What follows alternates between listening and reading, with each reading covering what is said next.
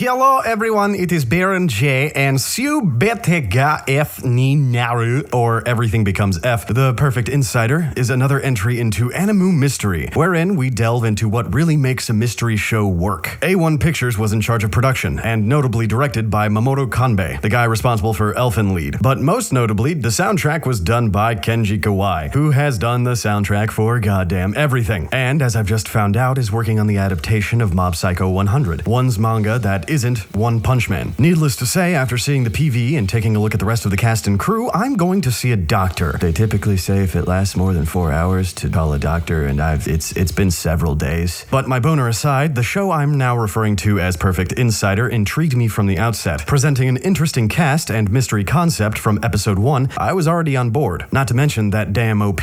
Catchy as hell. We begin with Buttered Toast Sensei and his plucky teenage sidekick / unfulfilled jailbait fantasy. He's doing professor shit and smoking like a goddamn chimney when his little PI reveals that she's spoken to a subject of his obsession. This woman, Dr. Shiki, is a renowned genius who, when she was younger, killed her mother, father, and uncle. She insists that she is innocent to this day and that a doll was to blame. After some more expository info and a conveniently placed field trip, they find themselves on the same island that Dr. Shiki's lab / detainment cell is located. They go there, because if not, nothing's gonna fucking happen. In their quest to talk to the lady doctor, it's suddenly revealed that there's been a moida, and not only that, it's in the most impossible of circumstances. Herein, the mystery begins to unravel. Except, we're gonna shake things up a little bit. Typically, this is where I talk about the animation and art, which is alright, and the characters and music, which were okay and great respectively, and I just talk about the things that the show has going for it, and we're gonna do something completely different. A lot of people have been asking me to be a little bit more critical about stuff, and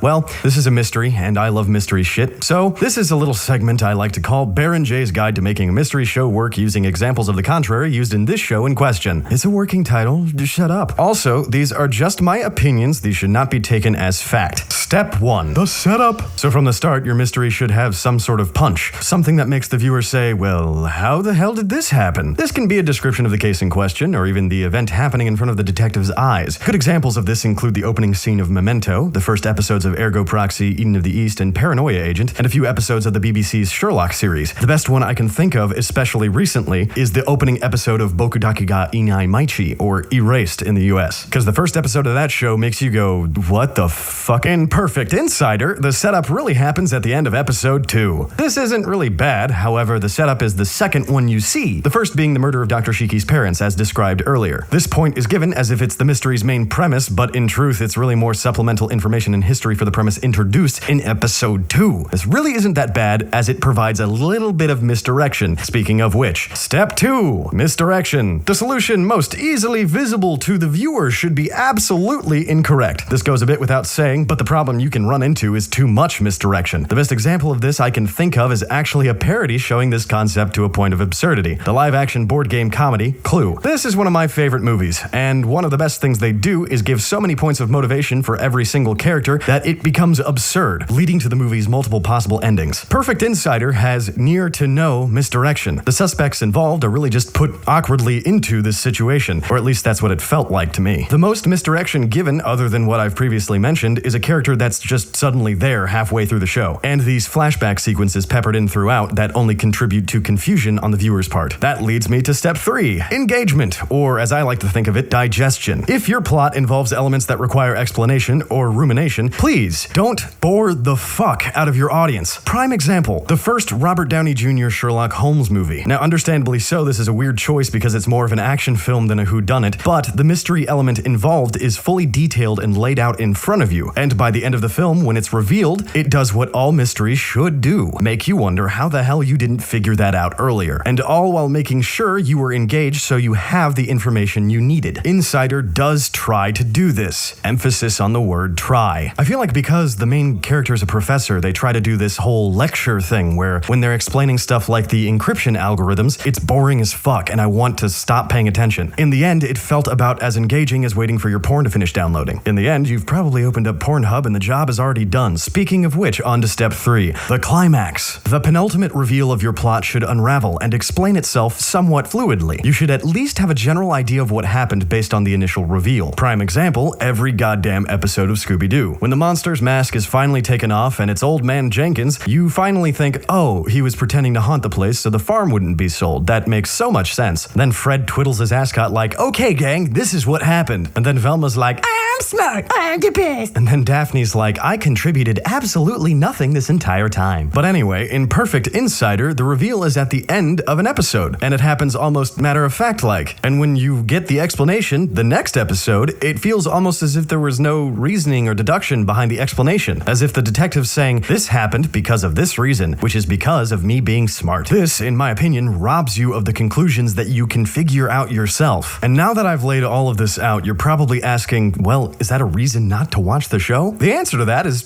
no. Insider is a good mystery story. It's just that the presentation of it is not really what you would be used to. It's awkward, it's pretentious at times, and it feels like the ending just happens abruptly. But, truth be told, that's what set it aside from other mystery shows for me, and it makes it a slightly interesting watch. If you want to find a new whodunit to watch, give Subete ga F ni Naru a shot, even though I didn't exactly butter it up.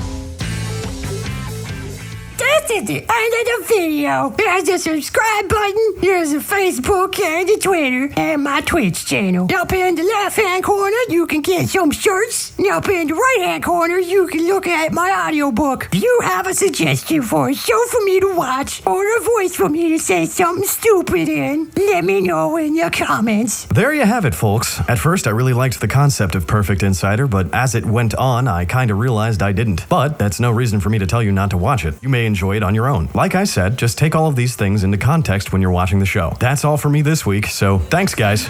Bye-bye.